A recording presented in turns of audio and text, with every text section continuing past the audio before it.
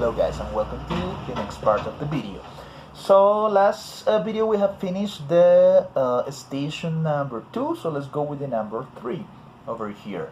As you can see, there's the instructions in there. It says subdivide into groups, distribute the cards of student A and student B. So if you go to the next page, you will find the material, right? Over there. What I did was that I previously to this I printed the thing and I cut them because as you can see there are cards of student A and student B, and I distribute them into like different bunches, right?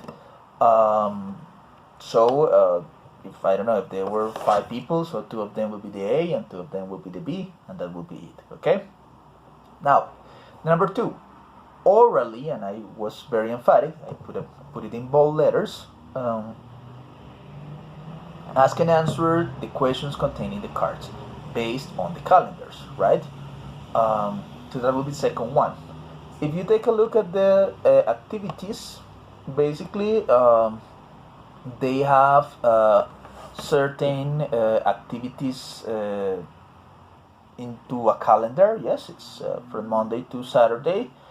And some of them are academic, such as the first day of history English course. Some are like leisure time activities, right? Like hobbies. Hobbies? Did I say hobbies? Thinking about the Lord of the Rings. Hobbies. Some other things related to, let's say, free time activities. Now, this may seem a pretty standard activity, and I took those cards from the printable materials of the book. Now, what is the connection over here? I made them read some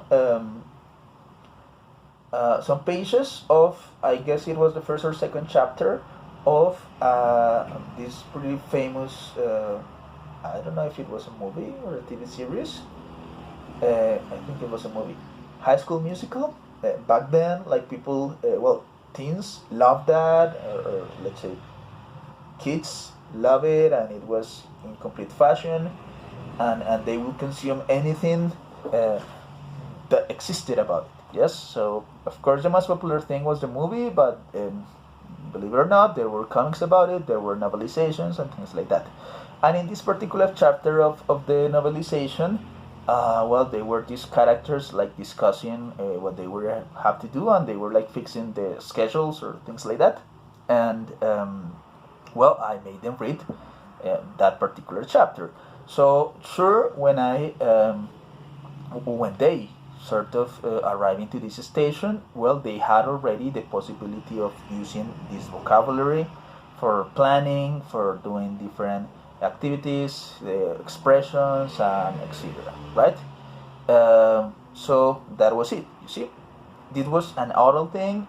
They were supposed to exchange these different impressions that they had, and put it in the let's say in the notebook, right? That was speaking and writing at the same time. Although this was mostly oral, right? Sometimes even students told me, teacher, can I not like say the routine of me or of the person that were on the cards, but can I imagine that I am one of the other characters because I like this character and the way he dances or play basketball or whatever? Sure, go ahead, do it. The important thing is the oral practice, right? So this was interesting, right? It was like a way to transform really standard exercise into something a little bit closer to them and closer to what they liked. Let's go to the station number 4, and in the station number 4 you see that it says use the computer to play the following listening activities. Okay, so this was, I think it was Universidad Pedagógica Nacional in Bogota. It is a public university, and it is not necessarily better than Tolima in terms of their resources that it has. Yes, like I would say even that Tolima is better in some classrooms. Yes, at least they have integrated video bins in most of the 33rd um, block, and sometimes you can ask for speakers or things like that. They are not usually the best, but well, in this case, I didn't have any of it. So what I did was to take my own laptop and to use my own data. Yeah, so I had my cell phone and I put the internet of my cell phone into the computer, and then they could play on these different games. Yes, all of them are very basic. Remember that this is basic too. Uh, so there are basic things about numbers, about spelling, about alphabet, about different things, right? You can, if you want, like enter in each one of those and take a look at them. Maybe they're fine somehow or not for you. It really depends of your opinion and what you think about them. But this make it like a competitive game, no? Let's say in the previous stations, everything was collaborative, but in this case, like the group had to divide and sort of compete against each other. That was good. There was a like a change and something that was welcome most of the times, and also the thing that they were able to actually play a game. You know how our educational games, they are not necessarily super exciting as video games, for example, but this was usually a welcome change. Yes, something that they will normally say, okay, this is different. It's not like playing with the workbook. It's not like using the book. So, okay, fine, a little better, a little bit change. So that was it, and I asked them like to show me who won because there are scores and different things, and all of it is automatic. Um, Depending on the class, I would put this on the remotest corner, so as it is a listening thing, they wouldn't like have a problem with it of listening. I sometimes, if I saw that the classroom was very little and then the interruption or the noise of the other stations like will be harmful for this activity. So what I did was to leave them over there headphones. Yes, my own, but for different things, most of the people have like their own headphones. So I simply say if you prefer, you can connect yours, and that will be it. Okay. So that was it. Yes. Now.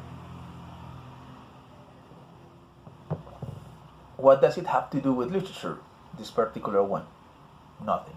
Yes, there was no text that was associated to this. Yes, different from the previous one that we have the goosebump things and the High School Musical thing, um, and the one of the actors. Right, all of them were texts that they read and that were literary somehow. Well, this one was not. If probably some words that were in the text were included as well here in the listening exercise, that was completely random. It was not intentional, right? So why put it in here? Well, because I couldn't dedicate my entire class to literature-related activities. Yes, because I had some other things to prepare them for. So that is my point over here, guys. Like, sure, literature in this particular context is an instrument, it's a tool, something that may be helpful. But if you have to do something else, well, fine. Yes, you are not going to dedicate 4 hours of your class, like I had Saturdays 8 to 12, 4 hours for everything related to literature. Probably you could do it, and that may be fine, but you don't have to force it. Yes, if you don't need it, don't use it. Yes, just that will be fine, right? Now, finally, we have the instruction of the station number 5. That was actually one of my favorite ones in here. On remember that I mentioned before that we sort of have read different texts, right? So first of all, it says divide into subgroups. So people will have to divide. Write a short paragraph describing a person, object, place, animal, monster, etc. in past. My lesson, as you could see, even though like I am not explicit about it in some other ones, was mostly about past simple with regular verbs, with irregular verbs. So I sort of promoted a lot of practice with it because I had formally explained this in some previous classes. So now they had to practice and use the language, right? And as you can see, I am asking to describe a person, or even an animal, or a monster, or a place, or an object. All of them are things that are present in the stories that I mentioned. Remember, High School Musical, the Goosebump monster thing, the famous people stories, all these different things. So they had to do it in that way, right? So these were not just any random things, any random person or monster or animal or place, but places that were supposed to be, or places or persons or objects or monsters or animals that were in any of the stories that they read. And I explained this like before we started. So I have an example even in there. As you can see, it's really, really simple. It says he was a man, he was tall, he was thin, he was a teacher, his shoes were big. Yes? So it's something really, really simple in there, right? Like a short paragraph, right? Now, after you did that, what we were supposed to do was to exchange the notebooks, right? Remember that there were two groups. You exchange your notebooks, and based on the description, you have to use your Play-Doh, plastilina, yes, to create that person, object, animal, whatever, right? So that was really fun because they were just describing the person, not mentioning his or her name, and then with the Play-Doh that I provided, yes, of course I had to buy that. Well, they created the thing, and it was really fun because they created a lot of different things. I think I have some pictures over at some point. Maybe by the time I finish the video, I find it, I will include it. But otherwise, believe me, that was really nice. They would try to do it, and many of them will tell me like, teacher, I have not used like Play-Doh since I was in kindergarten or something like that, and it's nice to use it. Yes, sure, this may be like double-edged. Probably some people might feel like stupid doing that and very childish, and they will be discouraged. That's a possibility. So that's why you have to like learn to recognize the characteristics of your students and say, is it a good idea or not? I have used Play-Doh even with adults, and my experience, like, they always like it. Always like it. It's always fine, and it's like different. It's something that you don't normally do in a regular classroom. So that's fine, right? But if you think that they are not really like keen on it, but just do something different. You can make them draw. You can make them, color. Sometimes, if they are not really good at drawing, they can cut and paste different things, for example, from magazines, and do collages. Well, there are different options, right? But that's it. Yeah. So that was it. Like describing or writing the let's say the paragraph, and then based on the paragraph, making the model, and then you switch. Yes. You create another model of Play-Doh, again, of a monster, person, place, whatever, and then the other group writes the paragraph, right? So there is like the double use of these different things over here, which is nice.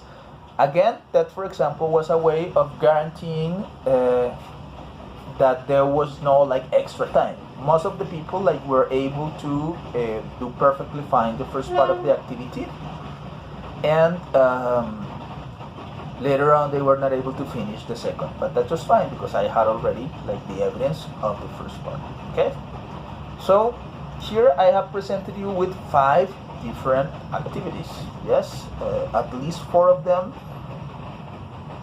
connected specifically to literature, and none of them related to sit down and read the book. Yes, because they had already done that in the past, and now the idea is that you change the activity, like that you do something different.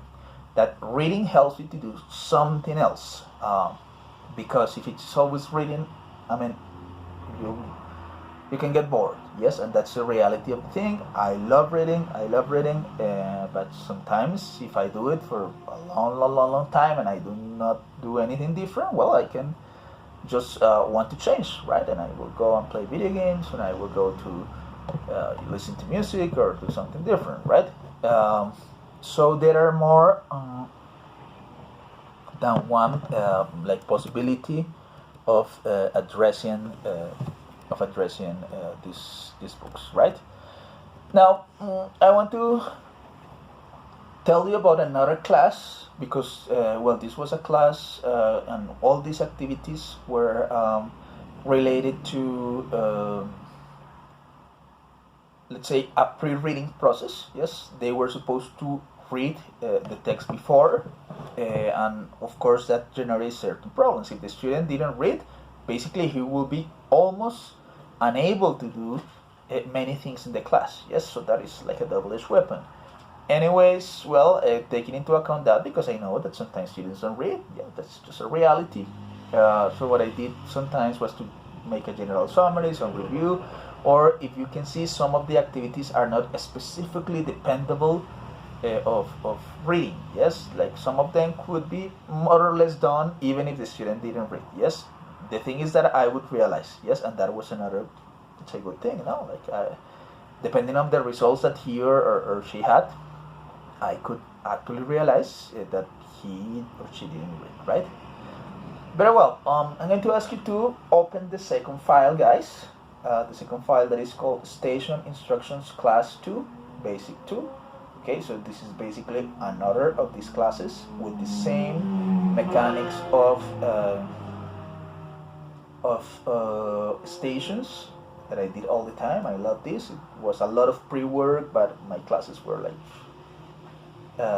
they managed, the class managed itself. I didn't have to do a lot, so I really like to prepare a lot if by the time of the class I don't have to do a lot, because it's mostly work of the students, right? So here, for example, we have some activities that deals with immediate reading. Yes, not preparing and things like that, but immediate reading. So for example, let's take a look at the station 1 in this Station Instructions Class 2 Basic 2, that file, and you will find this. It says select one of the books. So as you know, and you have seen in these videos, I'm a lover of books. I like to collect them. I have hundreds and hundreds. So I basically took, depending on the amount of people in the class, I took 5, 6, 7 books, different books, illustrated books, books without illustrations, comic books, poetry, well, a lot of different books. Yes, and I put the pile over there. Yes, so it says select one of the books. Basically, this group of 5 people that was in the station number 1, they selected the books. They read it for 5 minutes from the beginning. Yes, so they didn't require pre-reading. They did it over there exactly in the same moment. And then it says complete the chart with one character you prefer. Yes, use your notebook, write individually, remember to use past. Oh, okay, so we have another lesson about past. Yes, if you take a look, there is this chart in which we have a graphic organizer. Now it says title, so over there, I'm talking about the page number 2, right? In the title goes the name of the book, yes? Who was in the story, right? So you mentioned over there like the different characters. What was the problem? So there was some sort of problem. In 5 minutes of reading, you're supposed to already find that. And of course that depends on the types of book that you give them. Yes. How was it solved? Probably they could say, well, in 5 minutes it wasn't solved. Or yes, it was partially solved, or something like that. Yes. And then we have the summary over there, down there, right? So this is a specific way, a specific format that may be really helpful for us to evaluate and work with reading and work specifically with literature, and it might be fine, right? Now, I recommend that you do this for about 15 minutes. Yes, if you dedicate, for example, 2 hours of the class to put this chart and fill it in, will be really heavy, right? Especially for certain ages. So hopefully you use it just in a somehow responsible way, right?